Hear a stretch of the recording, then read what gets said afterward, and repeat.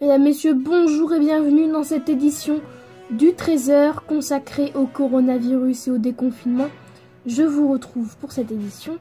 Voici les titres de l'actualité.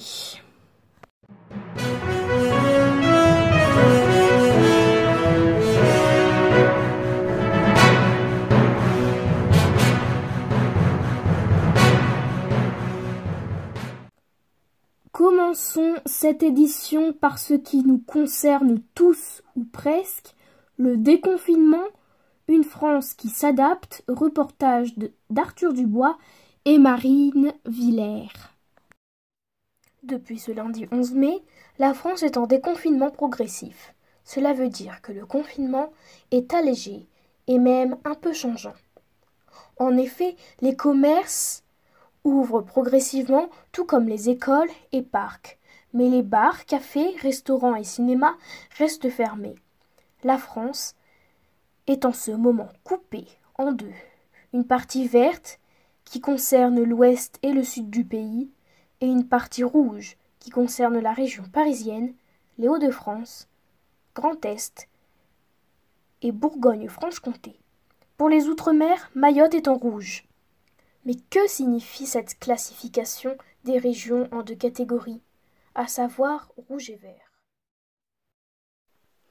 Les départements rouges sont les départements où circule le plus le virus et où les hôpitaux reçoivent de nombreuses visites du virus et créent parfois le débordement.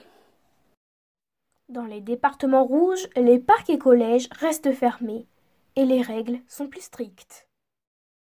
Si la France en est là, c'est à cause du coronavirus, mais où en est la propagation à l'heure actuelle? Reportage de Louis-Emmanuel Delacroix. Le coronavirus est un virus d'origine animale d'après les recherches scientifiques et il est venu de Chine.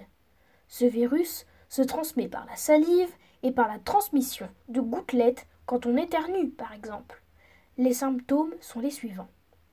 Toux sèche, sensation de fatigue, fièvre, mais parfois aussi courbatures et douleurs, congestion nasale, écoulement nasal, maux de gorge, perte du goût et de l'odorat, difficulté à respirer.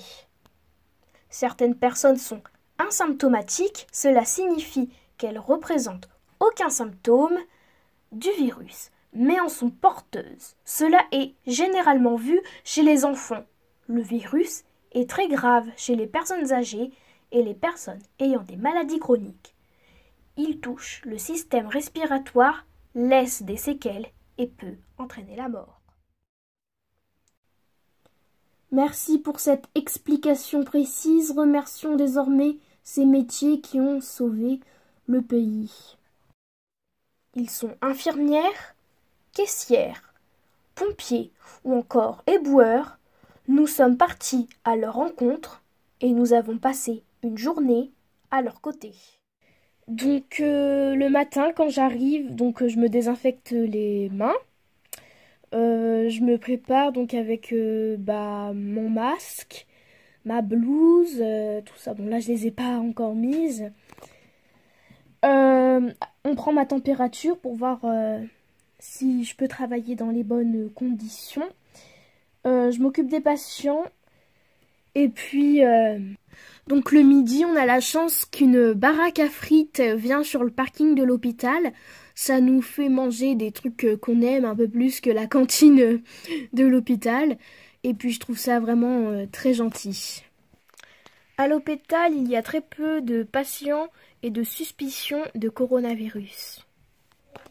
Alors je porte un masque et j'ai du gel hydroalcoolique dans ma poche. On a du plexiglas pour éviter la contamination. Et on favorise les paiements par carte et sans contact. C'est encore mieux. Alors je compte l'argent comme d'habitude le matin. Notre quotidien n'est plus comme avant, mais il n'est pas non plus très chamboulé. C'est juste qu'il faut faire attention avec les clients.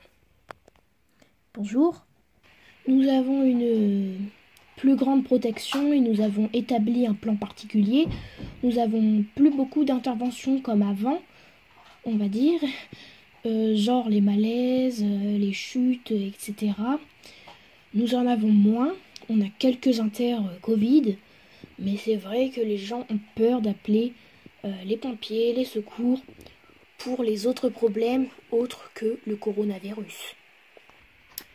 Alors nous portons des masques, nous avons du gel hydroalcoolique. C'est vrai que quand on vient travailler, on appréhende beaucoup le danger, mais bon, quand je viens, je me sens vraiment utile à la population. Merci à eux. Comme vous le savez, le cinéma, le théâtre, les séries, les émissions ont été suspendus pendant le confinement. Maëlle Voiré-Delahoche est notre invitée. Bonjour. Bonjour Paul. Alors Maëlle, vous êtes réalisateur de Secret de vie et Exit. Que va-t-il se passer pour Secret de vie?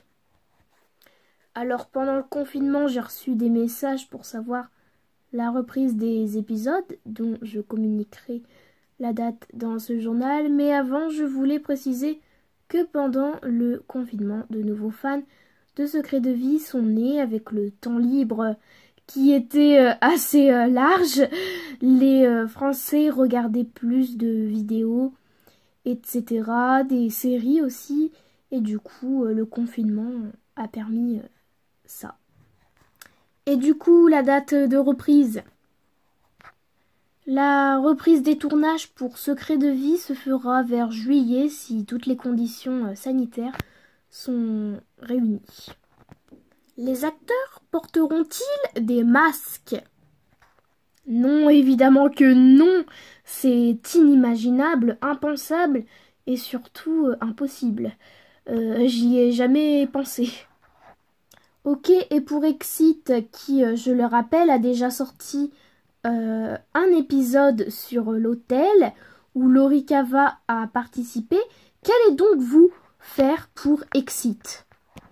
Exit, c'est très compliqué car il y a les joueurs d'abord, les participants, les maquilleurs, coiffeurs, l'équipe de plateau, l'équipe de tournage, la régie et bien sûr le public.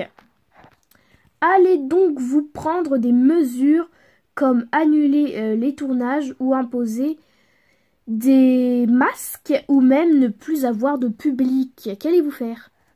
Alors déjà, ne plus avoir de public, je n'y ai pas vraiment réfléchi, mais sans public, il n'y a pas d'ambiance, donc peut-être des tournages dans plus longtemps, vers septembre-octobre, et être sûr d'avoir un public, mais sinon il est évident qu'il n'y ait pas de masque. Merci Maëlle, au revoir. Au revoir. Avant de poursuivre ce journal, on écoute Marion Richard, notre envoyée spéciale en direct de l'hôpital Saint-Joseph à Paris. Bonjour Marion, que pouvez-vous ajouter aujourd'hui? Bonjour Paul, alors ce matin j'ai interviewé les soignants, j'ai parlé avec eux qui m'ont expliqué qu'elles étaient débordées.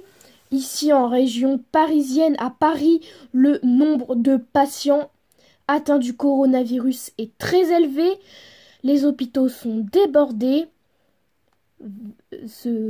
La région parisienne étant une région rouge, les mesures sont plus strictes et le déconfinement est moins allégé, avec en plus les transports en commun comme le métro ou le bus qui ont dû prendre des mesures. Merci Marion, vous retrouve ce soir à 20h pour la rubrique cuisine. Ils nous ont divertis, les youtubeurs se sont occupés de nos journées et aujourd'hui nous vous parlons des Playmobil avec Playmoland Compagnie et la famille chez Zidinan, reportage de Sophie Massin et Xavier Dupont-Camine. Pendant le confinement, de nombreux Français et Françaises se sont ennuyés, mais heureusement, le site de vidéos américain YouTube est là pour nous divertir. La chaîne Playmoland Company, qui ne compte pas moins de 20 abonnés, propose de suivre la vie passionnante de la famille Harley, une famille composée d'un père et d'une mère, accompagnés de leurs 2 enfants, Clara et Lucas. Lucas, je peux savoir ce que c'est que cette vidéo? Eh bien, c'était toi en train de chanter pour la chorale de l'année dernière. Alors j'en ai marre de toi et je pars. Les épisodes se suivent et racontent la vie quotidienne des Playmobil.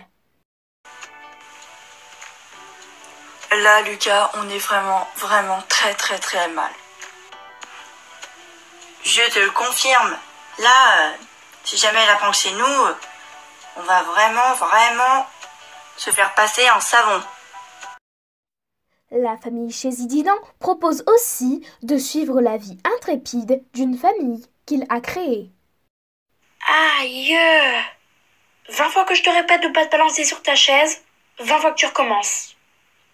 Et j'espère que t'as mal.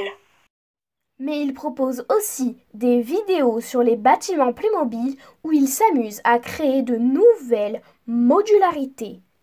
Cloisons du premier étage, on peut les placer ici. Si vous voulez. Non. Donc maintenant, je mets la grande fenêtre ici. Et puis je vais mettre ce mur ici. Ou encore des unboxings. Merci la douane de m'avoir tout détruit, hein. Mais c'est pas grave, de toute façon, je suis sûre qu'à l'intérieur c'est intact. On va bien voir. Et regardez, c'est intact. Génial, c'est cool. On a comme d'habitude le petit flyer. Voilà. Si j'arrive à l'ouvrir, réussi. Youpi. Merci, et pour voir ces chaînes, rien de plus compliqué, il faut se rendre sur YouTube et penser à vous y abonner. C'est la fin de cette édition, merci à vous de l'avoir suivi. Et pour voir plus d'informations et en direct, rendez-vous sur rbtv.fr. Au revoir à tous et à ce soir pour l'édition du 20h.